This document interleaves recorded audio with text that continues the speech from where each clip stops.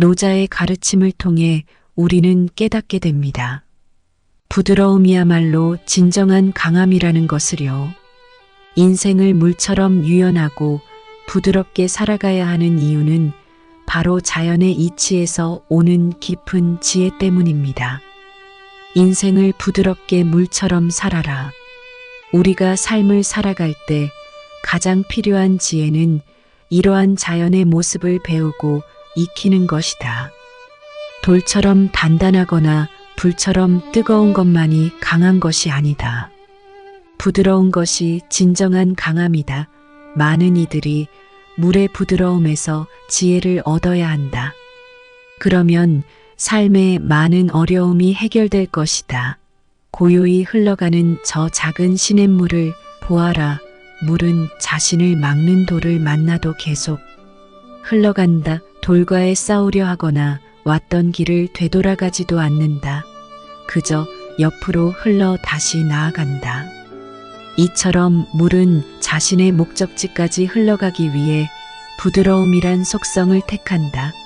물은 방해물과 다툼을 일으키지 않아도 자신이 원하는 바를 이룰 수 있다. 만약 앞이 모두 막히면 물은 그 자리에 멈춘다. 세상살이는 내가 원하는 대로 되기보다 그렇지 않은 순간들이 더욱 많다. 아무리 준비하고 치열하게 살아도 상황과 여건으로 인생길이 막힐 때도 있다. 그럴 때는 멈춰있는 호수를 바라봐라. 강처럼 비치며 흘러가지 못해도 호수는 잔잔하게 살아 숨쉬고 있다. 멈춰 있어도 그 안에 있는 생명을 돌봐준다. 좁은 지형에 만들어진 호수는 작으면 작은 대로, 큰 지형에 만들어진 호수는 크면 큰 대로 그렇게 살아간다. 그것이 물의 삶이다. 폭포 앞을 흐르는 강물은 어떤가 낭떠러지라고 두려워하거나 또는 싫다면서 가던 길을 멈추는가? 절대 그렇지 않다. 하늘에서 내리는 비는 어떤가? 빗물은 메마른 만물을 적셔 이롭게 하기 위해 자신을 낮은 곳으로 떨어뜨린다. 빗물은 자기를 드러내기 위해 높은 곳에 오르지 않는다. 오히려 가장 높은 곳에서 가장 낮은 곳으로 내려간다. 그리고 시냇물을 만나 강을 이루고 강을 만나 바다를 이룬다. 반대로 우리의 삶의 모습은 어떠한가? 내 주변에 형성된 환경을 탓하며 온갖 불평거리를 만들지 않는가? 환경을 받아들이고 물처럼 살아가는 지혜로운 모습을 익히자. 그러면 인생에 대한 생각과 태도가 바뀌어 의외로 많은 걱정과 문제가 해결될 것이다. 겸손한 마음가짐을 기르고 내가 옳아야 한다는 욕구와 논쟁에서 이기고자 하는 욕구를 버린다면 분노를 줄일 수 있다. 이 인생에서 스스로를 너무 옳다고 여기지 않도록 늘 깨어 있으라. 내가 무조건 옳다는 생각에 지나치게 빠질 때 우리의 삶은 엉클어진 물처럼 낮은 곳으로 흘러 많은 이들을 이롭게 하려는 자가 사람들의 지도자가 되어야 한다. 그렇지 않은 자들이 마을과 나라를 다스리면 많은 사람들이 어려움에 처할 것이다. 다른 사람에서 겸손함을 잃지 마라. 다른 이들을 존중하며 대하라. 마찬가지로 자연을 소중히 여겨라. 어둠이 있으면 빛이 있고 밤이 오면 아침이 온다. 햇살이 있으면 비도 있고 더위가 있으면 추위도 있다. 높은 산이 있으면 낮은 산도 있고 긴 강이 있으면 짧은 강도 있다. 이처럼 세상 만물은 모두 상대적이다. 내 눈에 좋아 보이는 일도 있고 안 좋아 보이는 일도 있다. 당장 내 인생이 힘들어 보여도 낙심하지 말라. 내게 주어진 삶을 소중히 여겨라. 과거에 얽매 있는 자는 마음에 쉼이 없다. 미래를 걱정하는 자도 마음에 평안이 없다.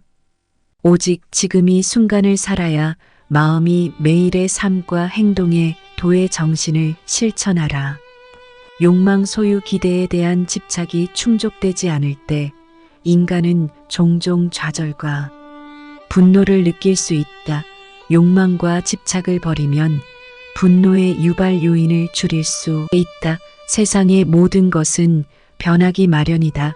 이것을 기억한다면 세상 어떤 것에도 집착할 필요가 없다. 흘러가는 대로 살아라. 지나친 탐심을 경계하라. 만족을 모르는 것이 가장 큰 죄악이다. 필요한 만큼만 먹고 필요한 만큼만 가져라.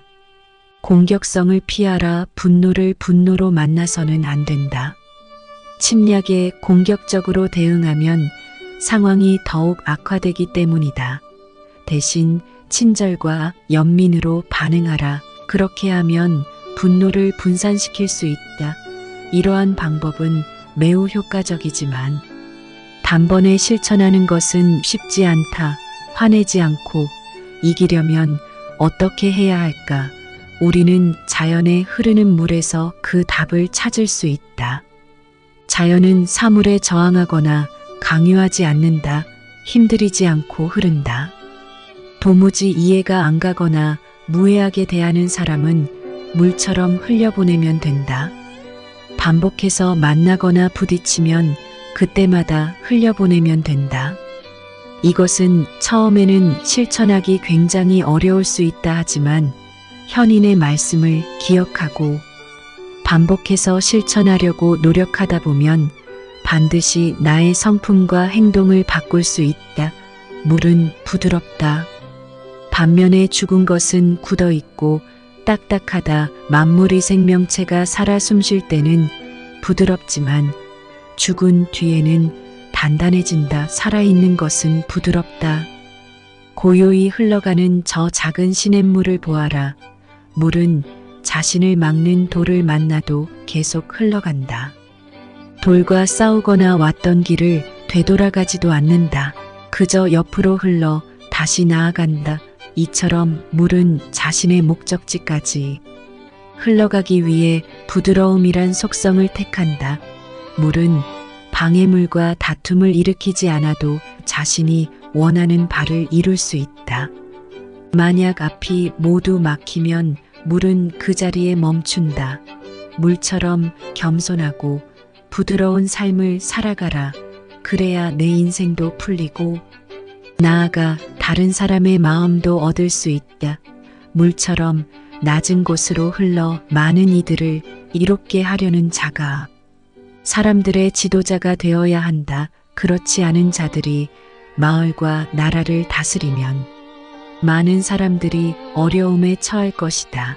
다른 사람 앞에서 겸손함을 잃지 마라. 다른 이들을 존중하며 대하라. 마찬가지로 자연을 소중히 여겨라.